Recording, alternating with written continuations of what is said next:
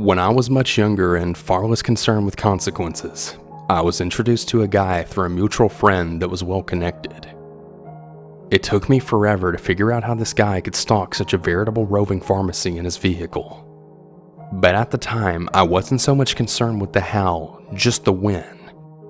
Like, hey man, when can I purchase an irresponsible amount of diverted prescription medications from you? As I got to know him some more, I learned more about my purveyor of happy pills, and he thoroughly threw off a bad vibe.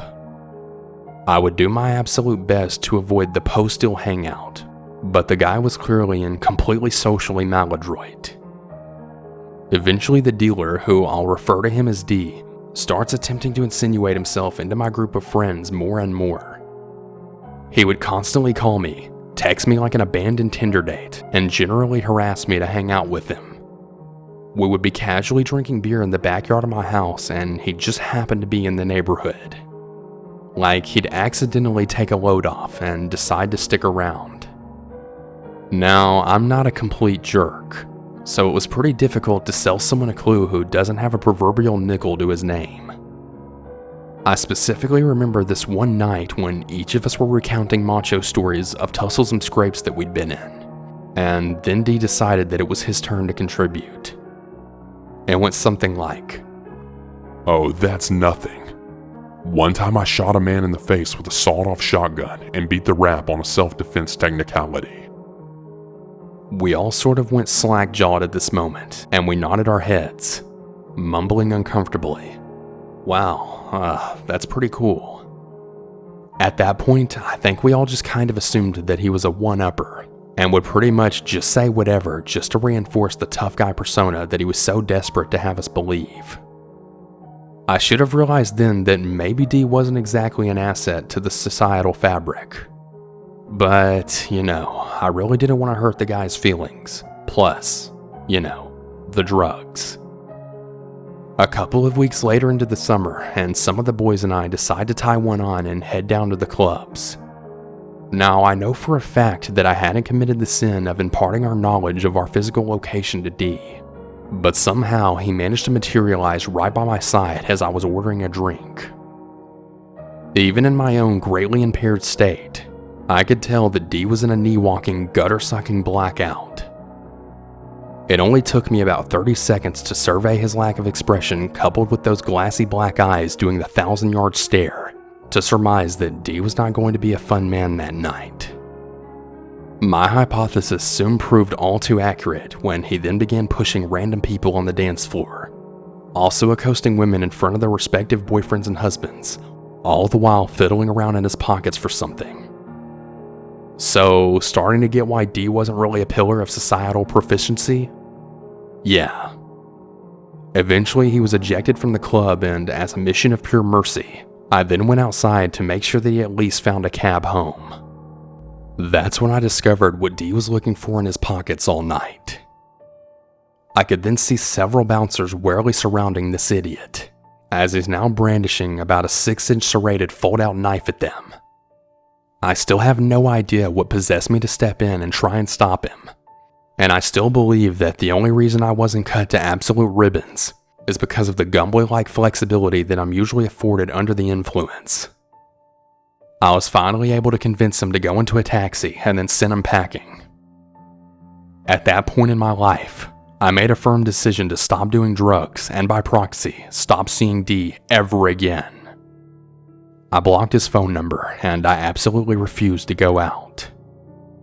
It's pretty lucky that I did because a couple of months later, he found himself once again in a scuffle at the very same establishment, only this time I wasn't there to rescue him. Apparently he stabbed someone about 7 or 8 times, and then hot-footed it into an alley in some pitiful attempt at an escape. The police didn't really have to do much sleuthing, as there were plenty of bystanders willing to point out his location. D is now in a level 4 prison, and he isn't eligible for parole for another decade or so. And I say good.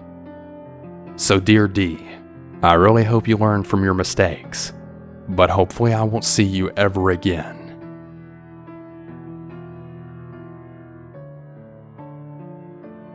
I'm a 26-year-old male, and I'm really close with a work colleague of mine. She's 31 years old, and she's currently going through a really rough time with this guy who knocked her up, and he totally left her alone. So I've been making extra effort to try and be there for her. I always joke about her getting me into trouble and getting me involved in really weird situations, but it's usually pretty harmless. So we arranged to hang out at my place. Her kids are with her ex-husband, and she's kinda stuck at home doing nothing, and I offer to cook her something and we watch a movie. Pretty innocent enough, I pick her up at her place and then we drive to mine. We laugh and joke about something on the 30-second walk from the parking spot to my place, and we walk past a pretty shoddy building that is situated right next to my apartment. Now, I've lived here over a year and really don't spend much time in the area that I live in because it's not the most, well, amazing place. As I walk past this really shoddy building, I see this angry-looking dude just staring out of it. I kind of just ignore it, then open the back door to the building and walk into my apartment. I was making a curry and I really like to let it stew for a couple of hours. So as soon as I get home, I prepare the ingredients. My friend then asks if she can get some fresh air, and I say sure, just open the window and make yourself at home. She opens it up and I can hear a rock or something then hitting it, and she jumps backwards. I look outside the window to see the previous angry-looking guy just glaring at us, then screaming, "Come outside, pussy!" I then think to myself, well, I mean, he knows where I live, so I don't want my friend getting into any trouble, so I walk downstairs to try and talk to him. He's immediately pretty irate. He keeps telling me that I really need to watch what I say, then he asks me if I think I'm better than him. I honestly have no clue what this guy's talking about, and I ask who he is. This just makes him even angrier. Now, the guy is slightly taller and bigger than me, and he's trying to intimidate me. He then says, "I own 5 guns and I could bust your kneecaps in. Don't even test me. I could probably have about 10 guys come over to your place within the hour and mess you up." I have no idea who this guy is, and I'm not looking for trouble. I feel visibly pretty angry and I want to strangle him, but I know that it would probably end in my ass getting kicked, so I just try and stay cool.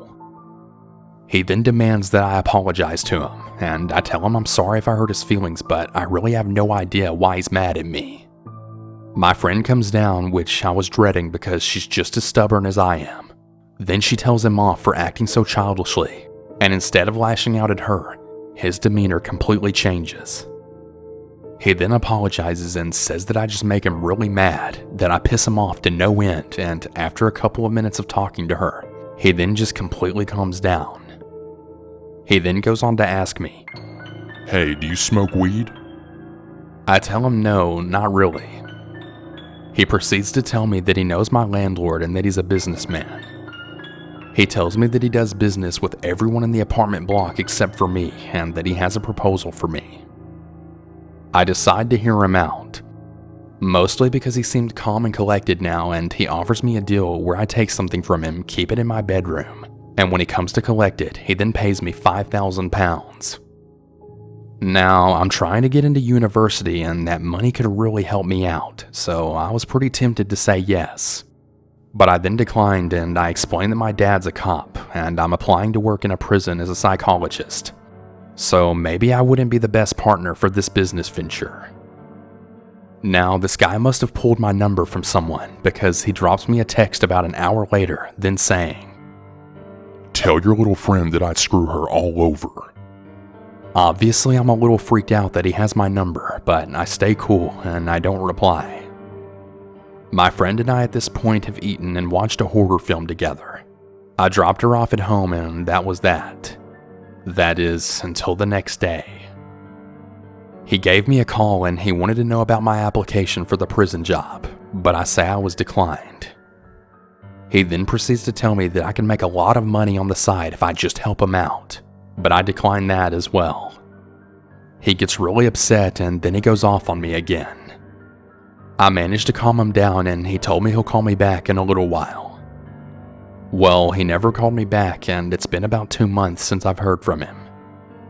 I don't know what he's up to, but I really hope to never see him nor contact him ever again.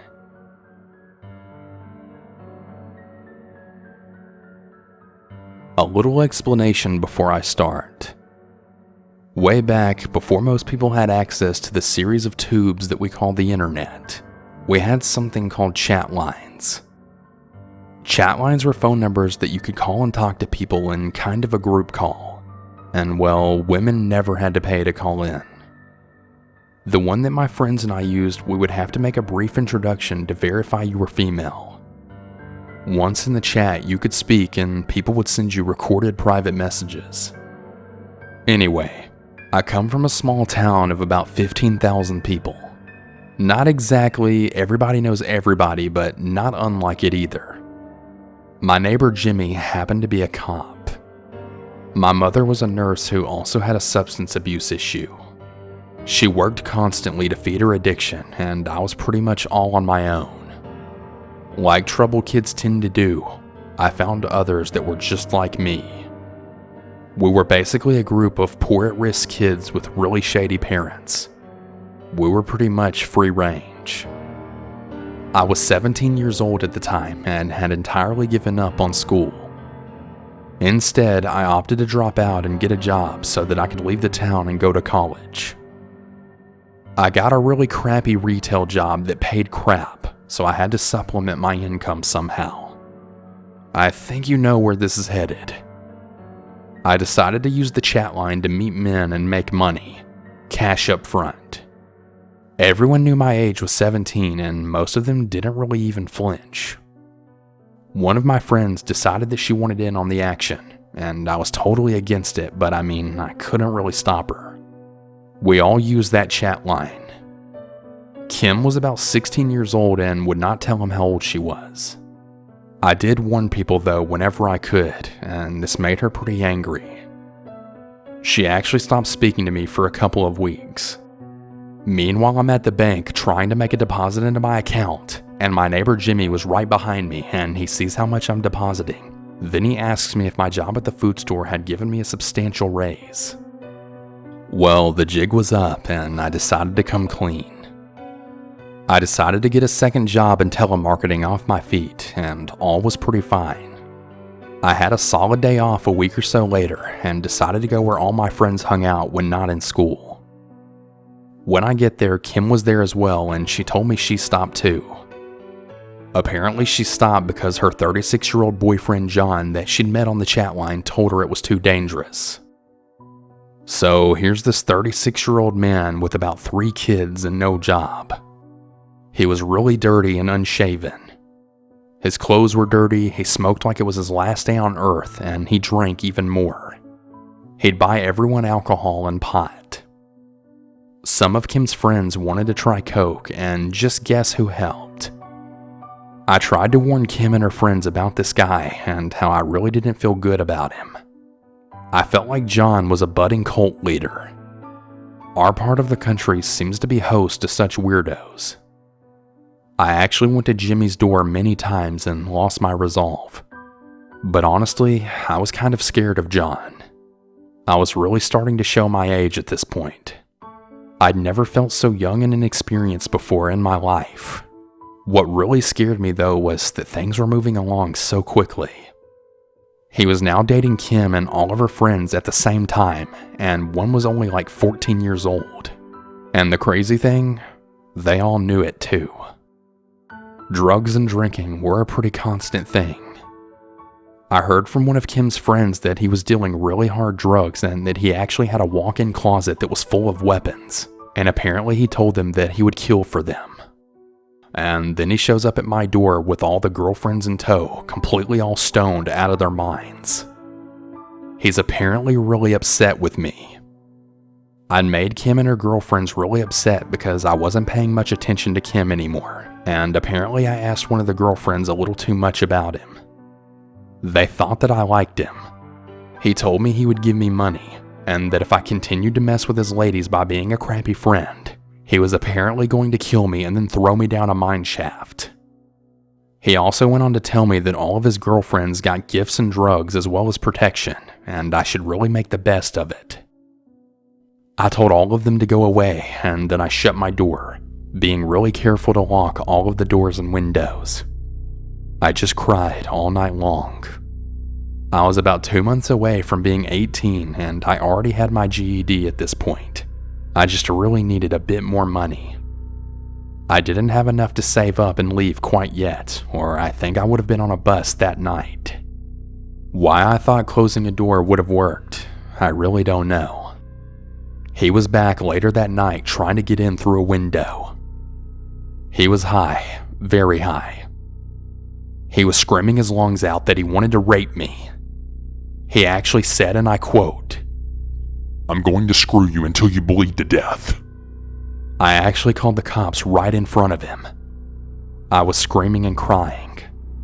I had really hoped that all of this was loud enough to get Jimmy's attention, but he wasn't home.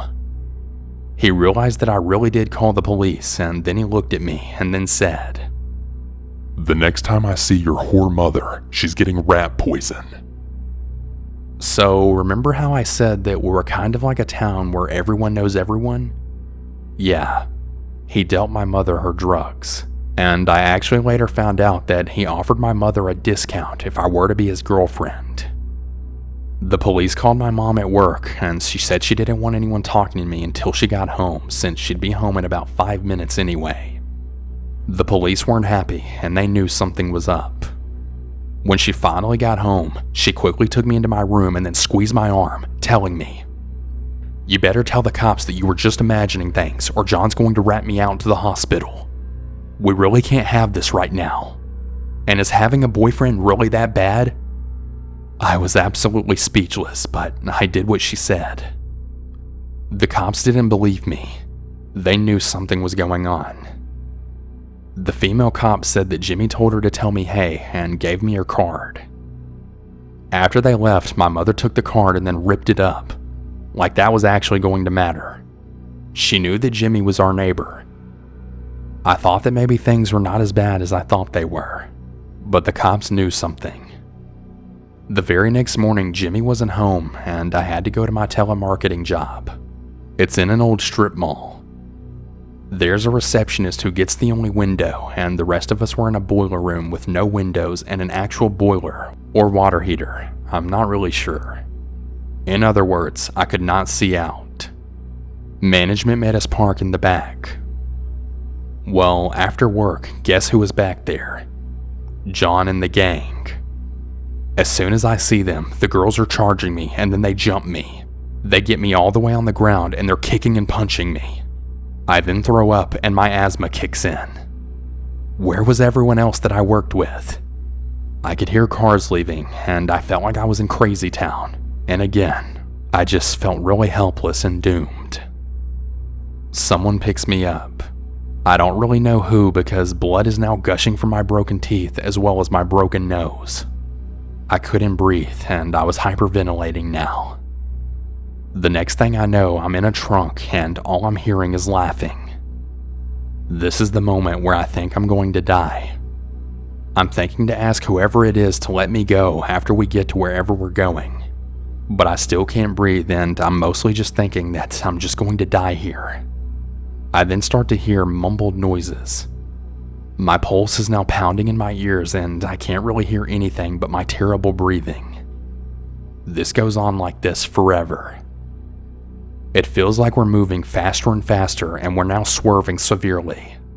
I feel like I'm going out all the way, and then out of nowhere, we stop, and really violently. My body and all of the crap in the trunk then move, and I'm even more hurt than before. What happened next is pretty much just gone from my memory. But from what I know that actually happened was this. John got pulled over for whatever reason. He panicked, led a chase, and then lost when we hit a giant boulder going very fast. The girls in the front of his old hoopty were severely injured. He was injured too, but he had a seatbelt on, and the rest of the girls didn't. When the cop caught up with them, someone in the back seat said I was in the trunk. They gave her credit for that when the charges rolled out. When I eventually woke up, someone was putting an oxygen mask on me while someone else was doing EMT things. As it would turn out, John had a former wife a couple of towns over. She came up pregnant and he didn't want a fourth kid for the state to ride his ass about. She told all of her friends how terrible he was and how violent he was. And when she was about 8 months pregnant, she apparently tripped and fell down the stairs. They couldn't get any charges to stick though. He had witnesses say that he wasn't home around the time of her death, but we all know that he totally did it. He then went up for all the drug charges possible, plus kidnapping, plus statutory rape, plus every other charge known to man. None of the other girls copped to what he had planned on doing with me.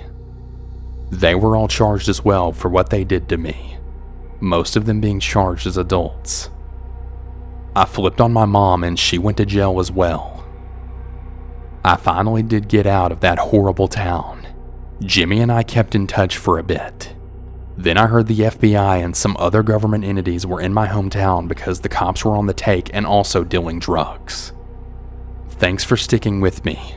I never told anyone else this story when I moved cross country. Even my own husband doesn't know. I'm honestly just really happy that I'm finally free from all of that. I'm really lucky that I survived. I honestly could have been killed that day. Thank God I wasn't.